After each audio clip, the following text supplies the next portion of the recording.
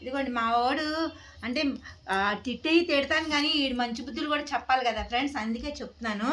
మామూలుగా జర్నీలో చాలా ఇబ్బంది పెడతాడు కదా, పెడతాయి కదా డాగ్స్. ఈడ అసలు అట్లా ఏం పెట్టాడు ఫ్రెండ్స్. ఒక్కసారి మనం నైట్ బస్ ఎక్కే టైంకి వాష్రూమ్ తిప్పేసాం అనుకోండి, ఇదిగోండి చూసారు కదా, ఇది మా వాడి బాస్కెట్ అనమాట. ఇదిగోండి ధర ఎక్కుటిల్లు పద బయటకు వెళ్దాంపా, ఎక్కు ఎక్కు ఎక్కు, అదే అంతే ఎక్కేస్తాడు. ఇట్లా క్లోజ్ చేస్తాం కదా ఇంకంతే. కాకపోతే ఇదిగోండి పైన ఒకటి ఉంది, ఇదిగోండి పైన ఒక డోర్ ఉంది చూడండి, పైన పైన ఇదిగోండి ఇట్లా ఇది ఇలా క్లోజ్ చేసి ఓపెన్ చేస్తాం కదా, దీంట్లో నేను ఇలా చేయి పెట్టాలి, లేదంటే నా కూతురు ఇలా కాలు పెడుతుంది అనమాట.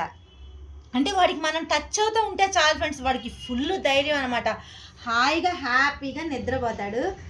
ఇంకా అరుస్తాడనో ఇంకేదనో ఏమీ ఉండదు అనమాట. అంత చక్కగా వచ్చేసారా హాయిగా సర్దుకొని పడుకున్నాడు ఫ్రెండ్స్. ఎందుకంటే మనం టచ్ అవుతూ ఉంటే మా అక్క ఉంది, మా మమ్మీ ఉందని ఒక ధైర్యంతో నాడు భలే హాయిగా నిద్రపోతాడు ఫ్రెండ్స్. అందరూ మెచ్చుకుంటారు కూడా, ఇంత బుద్ధిగా ఉంటాడా అరుస్తాయని చెప్పి ఫ్రెండ్స్. Bye friends.